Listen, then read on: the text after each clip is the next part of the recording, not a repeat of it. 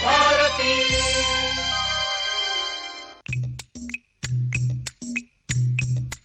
पिटारा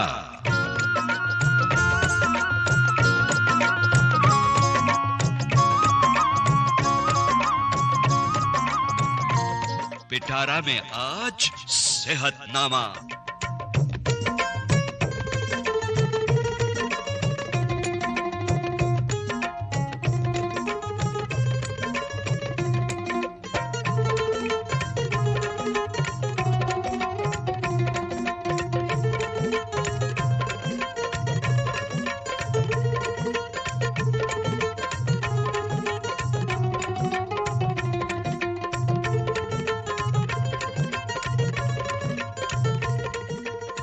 सेहतनामा कार्यक्रम के सभी सुनने वालों को यूनुस खान का नमस्कार। दरअसल अंतर्राष्ट्रीय योग दिवस 21 जून को मनाया जाता है और सारी दुनिया में योग को बढ़ावा देने के लिए अलग अलग तरह से प्रयास किए जाते हैं।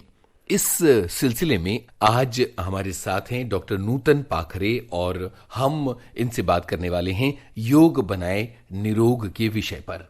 डॉक्टर नूतन, बहुत बहुत स्वागत है विविध भारती में। कैसा लग रहा है यहाँ आकर आपको? बहुत ही अच्छा लग रहा है और योगमय वातावरण लग रहा है पूरा। सबसे पहले तो अपने बारे में बताइए कि ये जो योग और आयुर्वेद है, इस क्षेत्र में आप कब से आई और आपने क्या क्या पढ़ाई की है? सबसे पहले मैं अपने श्रोताओं को नमस्ते कहती हूँ और सभी के लिए शुभेच्छा देती हूँ।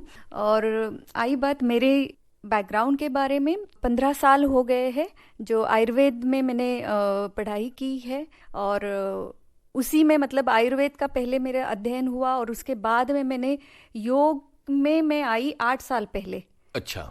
और केवलधाम से जुड़ी हूँ, केवलधाम योग संस्था जो सभी को पता रहेगा, एक बहुत ही जो पॉपुलर और एक oldest, one of the oldest institute है। उस संस्था से जुड़ने के बाद मेरा योग से जो रिश्ता बना है वो अब तक चल रहा है और मैं बस आयुर्वेद और योग इन दोनों के साथ साथ अपने जीवन में आगे बढ़ रही हूँ। बिल्कुल डॉक्टर साहब, बातें चूंकि योग और आयुर्वेद की होने वाली हैं तो सबसे पहले सबसे बुनियादी बात ये कि ये योग आखिर क्या है, इसे जरा सरल शब्दों में समझाइए। योग यानी एकदम सरल शब्द हम बोल सकते हैं कि जुड़ना।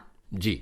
पर क्या जोड़ने की हम कोशिश कर रहे हैं वो समझना बहुत जरूरी है, क्योंकि हम बने हुए हैं इंसान, शरीर और मन। ये दो चीजें जो है वो एक आज की जो हमारी लाइफस्टाइल है उसमें कहीं पे तो ये मन और शरीर अलग अलग हो गए हैं। इन दोनों को जोड़ के रखने का एक सही तरीका क्या है? तो योग की जो तकनीकी है उस तकनीक से हम ये शरीर और मन जो अलग अलग जगह पे है वो एक जगह पे या जोड़ने की कोशिश करते हैं और एक ही माध्यम है उन दोनों को जोड़ने का, अपनी जो श्वासोश्वास की प्रक्रिया है उस प्रक्रिया को हमें खुद को समझना बहुत जरूरी है और वही एक चीज है जो शरीर और मन को जोड़ के हमें वर्तमान में जीने के लिए सिखाती है। और इस तरीके से डेफिनेटली जब हम वर्तमान में जीते हैं तब हम खुद से जुड़ जाते हैं। तो योग में हम किसको जोड़ते हैं? तो मन और शरीर को जोड़ते हैं और मन और शरीर को जोड़ने का जो साधन है वो अपनी श्वास और उच्छ्वास की प्रक्रिया है उसको। तो ये तीनों को जोड़ने की अलग अलग तकनीकियां है जो हमें योग सीखने से मिलेंगे। जी डॉक्टर साहब, आपने बताया कि योग का मतलब दरअसल जोड़ना है, शरीर और मन का एक संतुलन कायम करना है।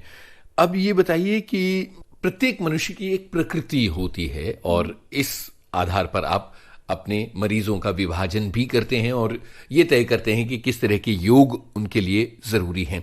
तो योग और प्रकृति का क्या संबंध है, इसके बारे में बताइए। योग हमारे अगर शास्त्र में देखा जाए तो षड दर्शन है। योग दर्शन और सांख्य दर्शन ये दोनों जो है वो साथ में एक साथ काम करते हैं और प्रकृति की बात आती है तो सांख्य दर्शन में हमें जाना होगा।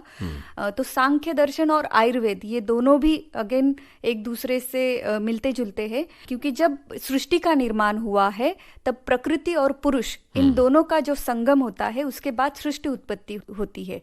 और सृष्टि उत्पत्ति के बाद जब हम 3 तत्व है उसके मिलन से महत, बुद्धि और अहंकार और उसके बाद सत्व, रज, तम, इन 3 प्रकृति से फिर हमारी जो शरीर है वो बनने लगता है। और शरीर में 3 दोष आयुर्वेद ने माने हैं, वात, पित्त और कफ। बिल्कुल। तो 7 प्रकृति होती है मनुष्य की, जो वात प्रकृति, पित्त प्रकृति, कफ प्रकृति, और 2 कभी भी किसी भी इंसान में एक दोष की प्रकृति नहीं होती है, कॉम्बिनेशन होता है।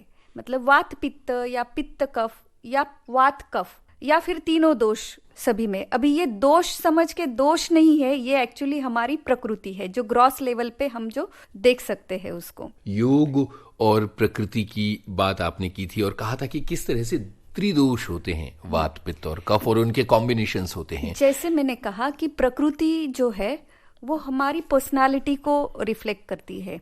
तो प्रकृति बनती ही है जब गर्भ बनता है, जब हम माँ के पेट में होते हैं, जब शुक्र, शोणित और जीव इन तीनों का जब संयोग होता है तब प्रकृति बनती है। तो अगर हमारे प्रकृति को एक बहुत ही अच्छा रखना है तो जरूरी है कि उसी समय अगर माँ अगर योग करती है तो डेफिनेटली जो सात्विक प्रकृति हम सभी चाहते हैं कि एक सात्विक प्रकृति की ओर ये योग लेके जाते हैं। योग की प्रक्रिया से हम अपने आप को सात्विक प्रकृति की तरफ लेके जाना चाहते हैं।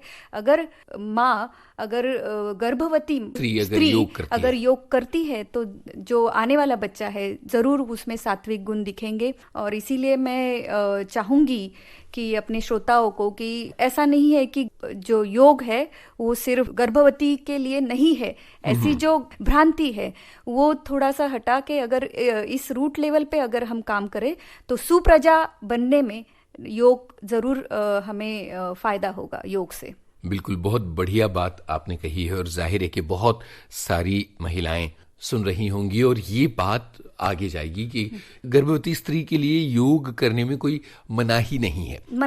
बिल्कुल, मैं ये बोलना चाहूंगी कि आप योग करें, चाहे वो गर्भवती हो या बाकी नॉर्मल लोग भी है वो, लेकिन अपने जो नजदीक योग संस्था या योग टीचर की सलाह से और डॉक्टर की सलाह से वो योग आपको करना चाहिए। बहुत जरूरी बात आपने कही है डॉक्टर नूतन के, किसी योग गुरु की सलाह से अगर किया जाए तो ये पहली शर्त है, वरना हो सकता है कि इसका कुछ गलत सलत असर भी हो जाए। बात चूंकि हम योग और प्रकृति की कर रहे थे और आपने त्रिदोष के बारे में बताया तो इस बात को थोड़ा आगे बढ़ाया जाए। जरा बताइए कि ये त्रिदोष जो हैं, आपने बताया कि 7 तरह के कॉम्बिनेशंस होते हैं, इनसे क्या आगे? एक आयुर्वेद में बहुत ही सुंदर परिभाषा दी है स्वास्थ्य की, तो मैं यहाँ पे बोलना चाहूंगी। वो एक बहुत सुंदर श्लोक दिया है, समदोषः सम अग्निश्च समधातु मलक्रियः प्रसन्न आत्म मन इंद्रिय स्वास्थ्य इति अभिधीयते। यानी सम दोषः, यहाँ पे सूत्र में लिखा है दोष आपके सम होने चाहिए, सम होना चाहिए। और दूसरा है कि सम अग्निश्च।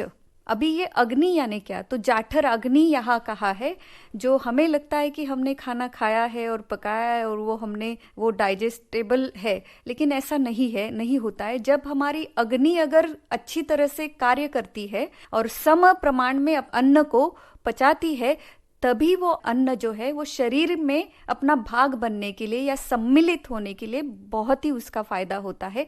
इसके लिए अग्नि का बैलेंस होना वो बहुत जरूरी है। तीसरा आता है सम धातु मल क्रिया। अभी हमारे शरीर में 7 धातु होते हैं। जो हमारे शरीर बना है वो रस, रक्त, मांस, मेद, अस्थि और मज्जा से बना है। और लास्ट है शुक्र। इन 7 धातुओं से जो शरीर बनता है और उससे जो मल भाग निकलता है वो भी संतुलित होना चाहिए। और इनकी क्रिया अगर सब संतुलित है तभी हमारा आत्मा, मन और इंद्रिय ये प्रसन्न होता है और इसी को स्वास्थ्य कहा जाता है। ये बताइए कि ये जो असंतुलन होता है त्रिदोष का, ये किस तरह से आपको बीमारी की तरफ ले जाता है? देखिए, ये असंतुलन एक दिन में नहीं होता है जी। असंतुलन होता है वो हम एक जो गलत कार्य करते हैं या गलत हमारी रहन सहन में हम ध्यान नहीं देते हैं और ये बार बार जब होता है तब वो बीमारियों में उसका रूपांतर हमें दिखता है। लेकिन हम दिन ब दिन या रेगुलर एक्टिविटी में थोड़ा जो उसके चिन्ह दिखते हैं उसको हम बहुत आसानी से दुर्लक्षित करते हैं। और इसीलिए हमें चाहिए कि वो अहित कर आहार विहार से परे होके हमारी जो इंद्रियों की तरफ, इंद्रिया जो चाहती है वो सभी की सभी हमें इच्छाएं पूरी करनी नहीं होती है। तो एक प्रज्ञा अपराध जो है, मतलब अपनी बुद्धि का अपराध हम करते हैं। अगर हम इंद्रियों की पूरी इच्छा हम करते हैं। इसके लिए योग में एक प्रत्याहार करके एक दिया है, जो पतंजलि ऋषि मुनि ने, जो योग के प्रवर्तक है, उन्होंने जो योग बताया है कि इंद्रियों का संयम होना बहुत जरूरी है और ये संयम होने के लिए योग आपको मदद करता है और इसी से बीमारियों से हम दूर रह सकते हैं। बिल्कुल। तो अब ये बताइए कि आपने कहा कि इंद्रियों की जो तमाम इच्छाएं हैं वो तो नहीं पूरी की जा सकती हैं और पथ्य अपथ्य जो है वो उसकी गड़बड़ी बहुत ज्यादा होती है। जो मन में आया खा लिया, जितना हो सका उतना नींद से दूर चले गए, या इस तरह की तमाम चीजें हैं। तो असल में ये जो त्रिदोष हैं, आपने कहा कई बरस तक जब हम ये असंतुलन होने देते हैं तब उसका असर होता है। इनकी पहचान कैसे होती है और ये किस तरह से बीमारी का कारण बनते हैं? जैसे हम अगर देखें कि कोई भी बीमारी मतलब सिर्फ शरीर की नहीं होती या मन की नहीं होती। आपने यहाँ बात की थी कि नींद नहीं होती। ये अनिद्रा जो है आजकल इतनी कॉमन वैश्विक समस्या है। हमारी लाइफ जो है वो चिंता से ग्रस्त है और दिन रात हम काम के पीछे दौड़ते रहते हैं और इसीलिए मैंने कहा था शुरू में कि योग आपको अपने से मिलाता है। तो इसके लिए हमें थोड़ा सा पॉज लेना बहुत जरूरी है लाइफ में। जरूरी नहीं सब भागदौड़ करते रहे, तो इसीलिए अपनी शक्ति के अनुसार आपको कार्य करने चाहिए और जो खान पान में और आहार विहार में एक जागरूक अवस्था की बहुत जरूरी है जो आपको बीमारी ना लाए। जैसे हम मधुमेह की बात करें तो मधुमेह एक 2 प्रकार के होते हैं, एक टाइप 1 और टाइप 2। तो टाइप 1 है उसके लिए तो हम ज़्यादा कुछ कर नहीं सकते, बट हाँ अगर माँ अगर ख्याल रखे, जेस्टेशनल डायबिटीज अगर उसको होता है तो उस समय अगर वो ख्याल रखे कि वो गर्भ में वो डायबिटीज ना आए। और दूसरा है जो घर में अगर आनुवंशिकता है कि किसी को मम्मी पापा को अगर डायबिटीज है तो डेफिनेटली वो हमें होने की बहुत उसकी मात्रा बढ़ जाती है। इसके लिए शुरू से ही आपका आहार विहार और आचार ये संतुलित रूप से आप करेंगे, जैसे दिनचर्या और ऋतुचर्या ये सब का अगर पालन करें, आपके नज़दीक के डॉक्टर से आप सलाह लेके ये एग्जैक्टली क्या होता है, दिन की शुरुआत कैसी होनी चाहिए, बाद में हमें नाश्ता कैसा होना चाहिए, कैसे करना चाहिए, दोपहर का खाना क्या होना चाहिए, रात का खाना क्या होना चाहिए, उसके साथ साथ एक्टिविटी क्या करनी चाहिए, ये सभी बातों का ध्यान रखना बहुत जरूरी है ताकि बीमारी हमें ना पकड़े। बिल्कुल। डॉक्टर नूतन, आपने बताया कि किस तरह से जब आहार विहार का असंतुलन होता है तो वो बीमारी का कारण बन जाता है। आपने ये भी कहा कि सब कुछ शारीरिक विकार नहीं होते, मन और शरीर दोनों का एक कॉम्बिनेशन होता है। ये मनोदेहिक विकार क्या होते हैं? मनोदेहिक विकारों में जो विकार आते हैं वो है मधुमेह, फिर उच्च रक्तचाप या मोटापा।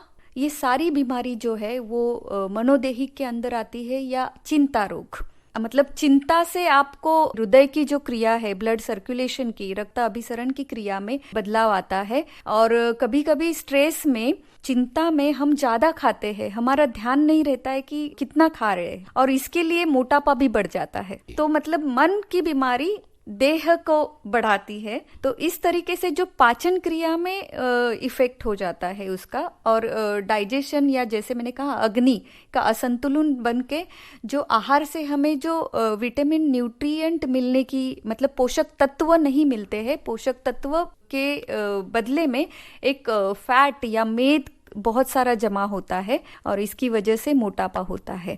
तो ये एक उदाहरण है मनोदेहिक बीमारियों का। तो आपने कहा कि मधुमेह, रक्तचाप, चिंता, दिल की बीमारियां, ये सब जो हैं ये मनोदेहिक विकार हैं, यानी मन और देह के विकारों का एक मिला जुला असर होता है जिसकी वजह से ये सारी बीमारियां आती हैं। अब एक एक करके इनकी बात की जाए तो अब मधुमेह के बारे में बताइए। जी, मधुमेह एक बीमारी जिसको हम चयापचय तंत्र का असंतुलन मानते हैं। अभी ये चयापचय यानी क्या, यानी आपको जो पचन क्रिया में असंतुलन होना, जिसकी वजह से मेनली ये मधुमेह आपके पैनक्रियाज या अग्न्याशय जो ऑर्गन है उससे जो इंसुलिन जो हार्मोन है वो शुगर अपने ब्लड में मेंटेन रखने की या नियंत्रित रखने का कार्य करता है। तो इंसुलिन के कार्य में असंतुलित कार्य की वजह से जो अपने रक्त वह संस्था है उसमें शुगर बहुत बढ़ जाती है। वो शक्कर एक्चुअली हमारे कोशिकाओं में जाना जरूरी है और वो शुगर को खाने के बाद वो इंसुलिन जो है वो शुगर को सेल तक लेके जाने का कार्य करता है। बट अगर इंसुलिन ही काम नहीं करता है तो डेफिनेटली वो जो शक्कर है वो रक्त वाहिनियों में रह जाती है और इसीलिए डायबिटीज हम कहते हैं। तो नॉर्मल उसकी मात्रा जो है 120 तक होनी चाहिए, 120 mg तक। अगर उससे ज़्यादा है तो डेफिनेटली आपको मधुमेह हुआ है, ये आपके डॉक्टर से जांच करवा के पता चलेगा और उसका जो सही इलाज है आपको करवाना काफ़ी ज़रूरी है, क्योंकि मधुमेह को हम लाइटली नहीं ले सकते, क्योंकि आगे जाके ये मधुमेह के जो कॉम्प्लिकेशन है हमारे हर एक वाइटल इम्पॉर्टेंट ऑर्गन्स पे उसका इफेक्ट होता है, जैसे हृदय, मस्तिष्क, किडनी, इन सभी पे उसका परिणाम होता है, जिसकी वजह से इन सभी इम्पॉर्टेंट ऑर्गन का काम करना मुश्किल हो जाता है। डॉक्टर साहब, मधुमेह के बारे में आपने ये सब तो बताया कि असल में ये है क्या, लेकिन अब आयुर्वेद और योग के जरिए मधुमेह को कैसे संभाला जा सकता है? समाप्त तो नहीं किया जा सकता, लेकिन संभाला तो जा सकता है, इसके बारे में बताएं। जरूर संभाला जा सकता है। जो मधुमेह के लिए एक विशेष करके हम जैसे मैंने कहा इंसुलिन का कार्य को हमें संतुलित रखना जरूरी है। आयुर्वेदिक में गिलोय करके एक वनस्पति है, काफी प्रचलित है, उसका अच्छा इफेक्ट भी है जो इंसुलिन का कार्य या शुगर को नियंत्रित करते हैं। और जो योग में है, जैसे आसन मंडूकासन है, वक्रासन है, फिर उष्ट्रासन है, ये कुछ आसन जो है वो बहुत ही मदद करते हैं आपकी अग्न्याशय को, मतलब अग्न्याशय यानी पैनक्रियाज को स्टिमुलेट करने की और उसका जो इंसुलिन हार्मोन एक टाइम पे सिक्रीशन करने की और शक्कर की मात्रा को नियंत्रित रखने का कार्य होता है। तो ये कुछ आसन अगर हमारे श्रोता अपने योग टीचर से सीख ले, जिनको मधुमेह है और जिनको नहीं है वो भी ये कर सकते हैं ताकि वो नहीं हो, क्योंकि आयुर्वेद में एक बताया है कि आयुर्वेद सिर्फ बीमारियों को ठीक करने का शास्त्र नहीं है, तो बीमारी ना हो ये भी एक आयुर्वेद का महत्वपूर्ण प्रयोजन है। बिल्कुल। तो योग के जरिए मधुमेह को संभाला जा सकता है और उसके लिए किसी विशेषज्ञ की सलाह की जरूरत होती है। आप अगर विशेषज्ञ के निर्देशन में योग करते हैं तो निश्चित रूप से उसका प्रभाव पड़ेगा। अब रक्तचाप की बात कर ली जाए तो रक्तचाप जो है ये एक्चुअली साइलेंट किलर बोलते हैं हम इसको, शांत है, इसका कुछ आपको पता नहीं चलेगा कि मुझे रक्तचाप है। आप कभी नॉर्मल ब्लड प्रेशर चेक करने के लिए किसी फ्रेंड के साथ डॉक्टर के पास जाते हैं और आपका भी अगर ब्लड प्रेशर चेक कराते हैं तो आपको अचानक से पता चलता है कि आपका ब्लड प्रेशर ज्यादा आ रहा है, तो ये एक साइलेंट डिसीज है। तो इसको हमें जानने के लिए जो इसके लक्षण हैं उसको समझना काफी जरूरी है। और जैसे मैंने कहा आनुवंशिक में अगर इतिहास है, मम्मी पापा या आपके रिलेशन में किसी को ब्लड प्रेशर है तो आपको आपकी जांच जरूर करती रहनी चाहिए। और रक्तचाप अभी ऐसे नहीं रहा कि ओल्ड एज में ही होता है या पर्टिकुलर, ये अभी ऐसा है किसी युवा अवस्था में भी हमने देखे हैं, काफी सारे पेशेंट है, बच्चे हैं जो उच्च रक्तचाप से पीड़ित है। अभी होता क्या है उच्च रक्तचाप में, अगर हम शरीर रचना और शरीर कार्य के अगर ये जाने तो उच्च रक्तचाप एक हृदय की जो बीमारी मानी जाती है। हृदय का कार्य संतुलित नहीं होता है। हृदय एक पंप मशीन की तरह कार्य करता है, जो शरीर को मतलब अशुद्ध रक्त आता है और फिर वो शुद्धि के लिए एक अपने फेफड़े की तरफ भेजा जाता है और फेफड़े से वो शुद्ध होके हमारे लेफ्ट वेंट्रिकल में आ जाता है और लेफ्ट वेंट्रिकल से फिर वो जो धमनियां निकलती है वो पूरे शरीर और कोशिकाओं तक वो जो ऑक्सीजन वाला जो रक्त है वो पहुंचाने का कार्य करते हैं। तो ये जो पूरी प्रक्रिया है उसमें कहीं पे तो जो धमनियों पे दबाव आने लगता है, क्योंकि जो कॉन्ट्रैक्शन और रिलैक्सेशन मतलब आकुंचन और प्रसारण का जो हृदय का कार्य है उसमें कहीं पे तो बाधाएं आ जाती है और इसके लिए वो धमनियों का प्रेशर बढ़ता है और उसी को हम उच्च रक्तचाप कहते हैं। नॉर्मल रेंज उसकी है 120 और 80। 120 मतलब सिस्टोलिक प्रेशर कहते हैं और 80 डायस्टोलिक प्रेशर कहते हैं। अगर 120 से आपकी अगर रेंज सिस्टोलिक प्रेशर की 140 या उससे ज्यादा है तो डेफिनेटली आप उच्च रक्तचाप से पीड़ित हो, सबसे महत्वपूर्ण है ये डायस्टोलिक ब्लड प्रेशर, मतलब 80 से ज्यादा, मतलब 90 और 90 से ज्यादा अगर ब्लड प्रेशर आता है, रेंज आती है, तो जरूर आपको सावधान होना चाहिए और जो आहार विहार और आचार इसमें बदलाव लाने की बहुत जरूरी है। बिल्कुल डॉक्टर साहब, बातें रक्तचाप की हो रही हैं और मैं जानना चाहता हूँ रक्तचाप और योग के जरिए किस तरह से उसको संभाला जा सकता है, उस पर नियंत्रण पाया जा सकता है। योग काफी महत्वपूर्ण है, रक्तचाप हो या मधुमेह है, स्पेसिफिकली रक्तचाप के लिए, क्योंकि हमारा ध्यान हमारी तरफ होता नहीं और योग वही कार्य करता है कि अपना ध्यान अपने रहन सहन और आचार पे लाने के लिए बहुत मदद होता है। एक्चुअली ये हमें बीमारियों को अगर सकारात्मक दृष्टिकोण से ले तो बहुत ही बढ़िया बात है, क्योंकि कभी कभी बीमारियां आती है एक स्पीड ब्रेकर की तरह होता है, तो स्पीड ब्रेकर एक बहुत जरूरी है, एक्सीडेंट से बचाते हैं। तो जरूरी है हमें जीवन में दौड़ते रहने से अच्छा थोड़ा सा अपना स्पीड कंट्रोल कर ले और सकारात्मक दृष्टिकोण से अगर आहार विहार और आचार में नियंत्रण लाने के लिए योग करते रहे तो मैं आपको 100% कहती हूँ कि जिसको नहीं है मधुमेह और रक्तचाप, उसके भी तुलना से मधुमेह और रक्तचाप वाले जो पेशेंट है वो ज्यादा अच्छी तरह से जीवन को एंजॉय कर सकते हैं। अच्छा, मतलब योग से इतना गहरा असर पड़ सकता है। मुख्य रूप से कौन से योगासन आप सजेस्ट करेंगी? शवासन से रक्तचाप में सच में फायदा होता है कि नहीं, ये स्टडी करके देखा गया है। तो बहुत सारी ऐसे रिसर्च स्टडी की है और तभी 1924 में स्वामी कुवलानंद जी ने योग मीमांसा करके जो जर्नल लाई थी, वो मैं चाहूंगी श्रोताओं को कि वो आप पढ़े। अगर योग के टीचर है जो सीख रहे हैं उनको जरूर ये जर्नल का रेफरेंस लेना चाहिए। और बीमारियों को योग थेरेपी जो है, जैसे मधुमेह या उच्च रक्तचाप या मोटापा, इसके लिए एक एक आसन और एक एक प्राणायाम का क्या इफेक्ट है ये एग्जैक्टली वहां पे दिया है। तो उच्च रक्तचाप के लिए बोला है सिर्फ अगर शवासन भी प्रॉपर ढंग से करे तो आपका जो बीपी बढ़ा है वो तुरंत आधे घंटे में कम होने की उसमें वो क्षमता है। डॉक्टर साहब, बात तो हो गई रक्तचाप की और दिल की बीमारियों की भी योग के जरिए देखभाल करने की बात आपने कही, लेकिन लाइफस्टाइल डिसऑर्डर्स जो हैं वो उनका फलक बहुत बड़ा है और आधुनिक जीवन में मनुष्य ने अपने प्रति ध्यान जो है वो कम कर दिया है। तो जरा इस पर प्रकाश डालिए कि किस तरह से इतनी ज्यादा व्यस्त, दबाव और तनाव से युक्त जीवनचर्या में लाइफस्टाइल डिसऑर्डर से बचा जा सकता है, किन चीजों को शामिल करके। जैसे मैंने कहा कि आहार विहार, यहाँ पे मैं एक बहुत ही प्यारा सा एक श्लोक मैं कहना चाहूंगी भगवद गीता का।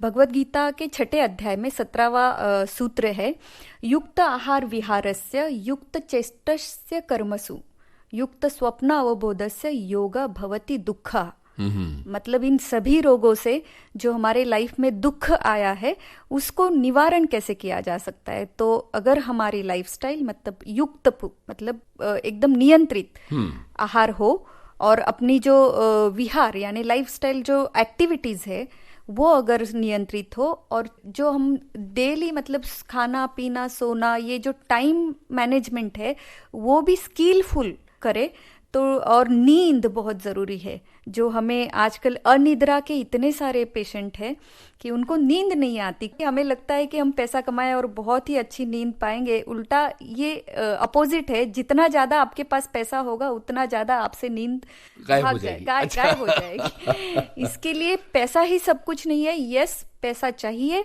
बट जैसे हमें हमारे पूरे जो शरीर के ऑर्गन्स है लेन देन का ही कार्य चलता है। हृदय भी क्या करता है, कुछ सर्कुलेशन ब्लड का होता है और हृदय में भी हमारा आधा पार्ट जो है उसमें डीऑक्सीनेटेड ब्लड है और आधे पार्ट में हमारे ऑक्सीनेटेड ब्लड है। तो ये पॉजिटिव नेगेटिविटी साथ में चलती रहेगी अपने।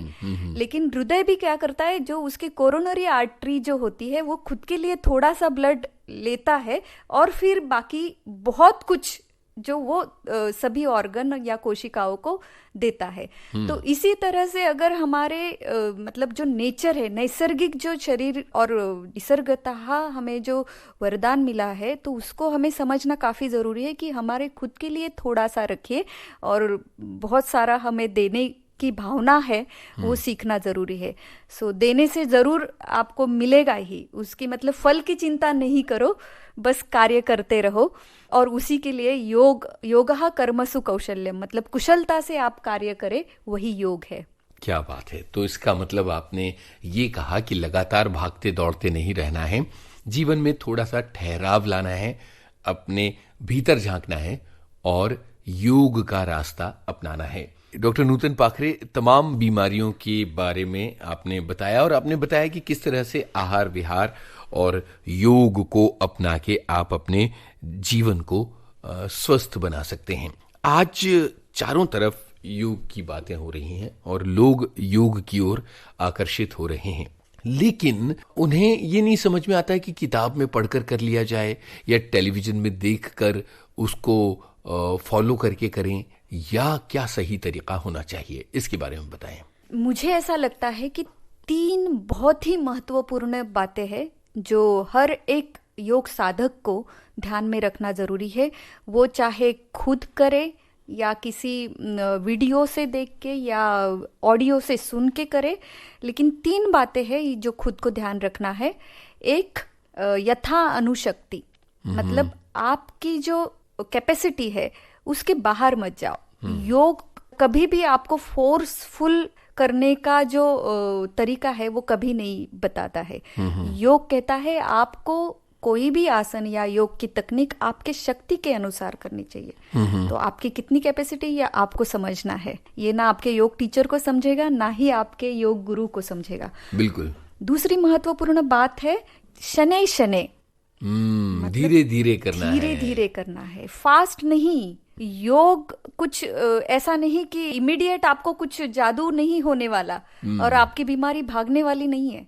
तो आपको जो है योग को प्यार से करना चाहिए। बिल्कुल। और अपने आप से भी उतना ही प्यार करें, और इसीलिए खुद से प्यार करो तो डेफिनेटली आप धीरे धीरे करना चाहोगे और उसको एंजॉय करके करना चाहिए। तीसरा मेरा पॉइंट इसी से जुड़ के है, प्राण के साथ अपनी जो प्राण शक्ति है, एनर्जी जो हम में है, उस एनर्जी को महसूस करके योग करना चाहिए। तो योग सिर्फ मैट पे ही करने वाली या योग स्कूल में जाके करने वाला कोई तकनीक नहीं है। योग आप कहीं पे भी कर सकते हैं अगर ये 3 बातों का याद रखें।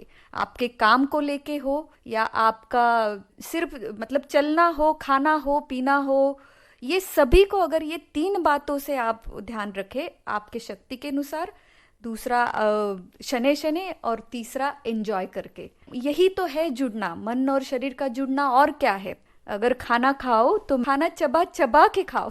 तो मतलब आप खाएंगे, जैसे हमने स्कूल में पढ़ा है कि खाना 32 टाइम्स मतलब चर्वन करना चाहिए, बट हम कितनी बार करते हैं? उल्टा अभी हमारी स्थिति ऐसी है कि हम टीवी सामने रहता है या मोबाइल हाथ में रहता है और हम खाना खाते हैं, तो वो खाने पे ध्यान नहीं देते हैं हम। तो ध्यान एक योग की विधि है। बिल्कुल। और ये ध्यान आप कहीं पे भी कर सकते हो।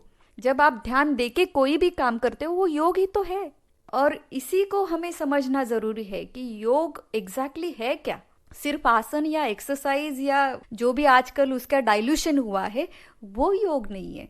योग एक पूरी जीवन शैली है। यस, योग को डाइल्यूट मत करिए। योग को जो ट्रेडिशनल फॉर्म है योग का, अष्टांग योग, जो यम, नियम, आसन, प्राणायाम, प्रत्याहार, धारणा, ध्यान और समाधि, ये 8 अंग जो, उसी को हमें फॉलो करना बहुत जरूरी है।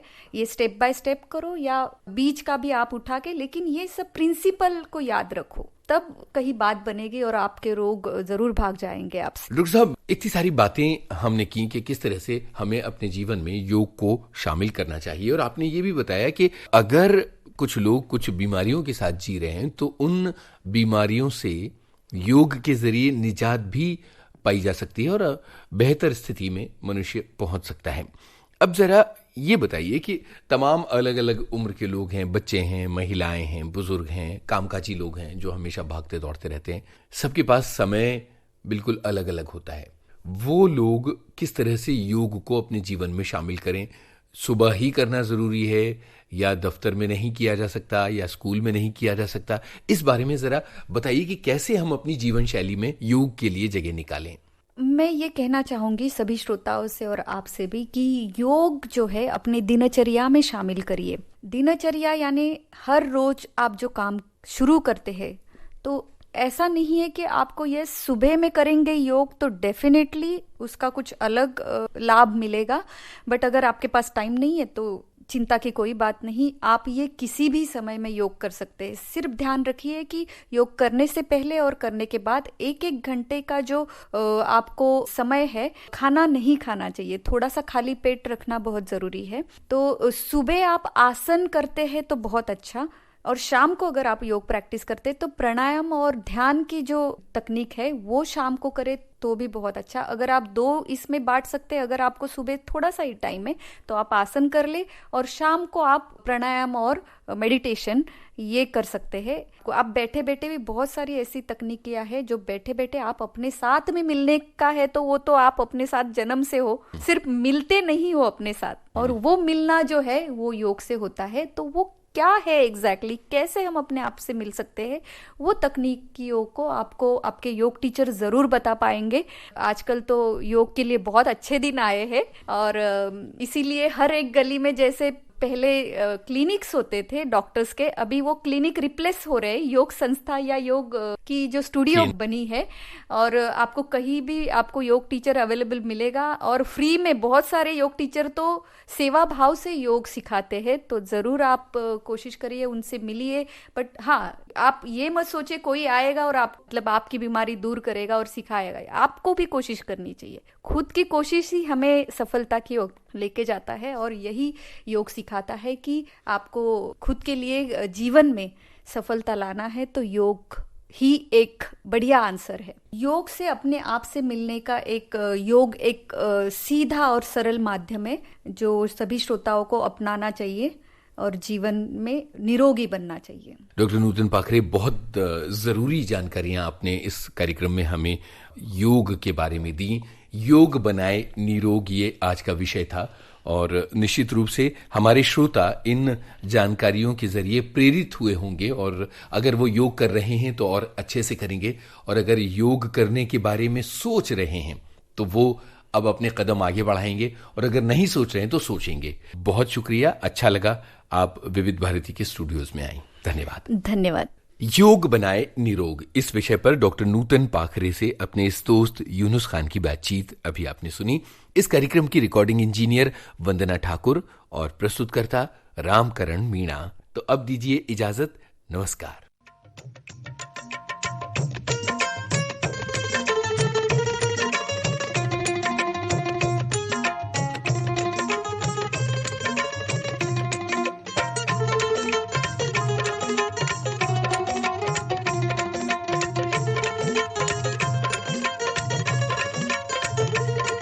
आज के पिटारे में था सेहतनामा, जिसकी बारी पिटारे में हफ्ते में सिर्फ 1 दिन आती है।